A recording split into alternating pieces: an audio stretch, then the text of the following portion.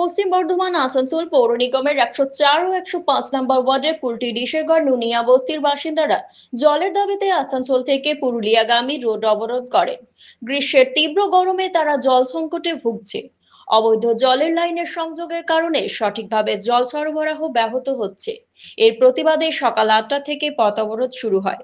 ঘটনাস্থলে কুলটি থানার পুলিশ ও পৌর নিগমের ইঞ্জিনিয়ার কার্তিক গাঙ্গুলি উপস্থিত হন।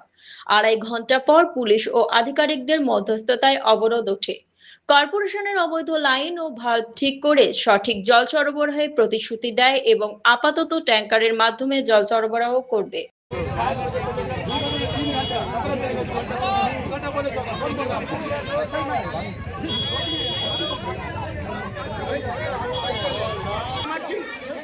মহিলারা পাবলিক শেষ করবে, শেষ করব।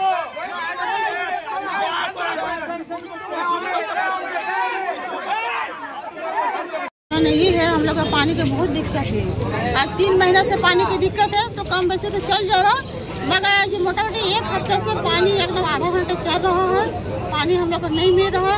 हम लोग लड़का बच्चों को लेकर नदी जा रहे हैं, कपड़ा लाता धो रही हो रहा है, तो क्या ये तकलीफ होगा? हाँ, पानी रहते हुए तकलीफ होगा। हम लोग सब नदी जाएंगे तो पानी कहाँ लगाया है? अभी आप लोग क्या चाहते हैं? अभी हम लोग चाहते हैं सुबह में 2 घंटा पानी चले और सांझ के 1 घंटा, 3 घंटा पानी एवरीडे चलेगा। तभी आप लोग का रोड ब्लॉक उठेगा? हाँ, तब रोड ब्लॉक हट जाएगा। या नहीं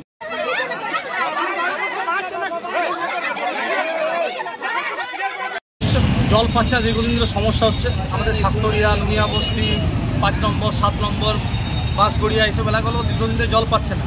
একটা ভাল্ব লিক ছিল, সেই ভাল্ব লিকের জন্য ট্যাঙ্কিতে পর্যাপ্ত জল উঠছিল না। আজকে ইঞ্জিনিয়ারের সঙ্গে কথা বলা হয়েছে, আমাদের কন্ট্রাক্টরের সঙ্গে কথা বলা হয়েছে, কুলটি আইসির মধ্যস্থতায় বসে একটা কথা বলা হলো, কালকে লেবার আসবে, ওই লিকের কাজ কালকে সারা হবে।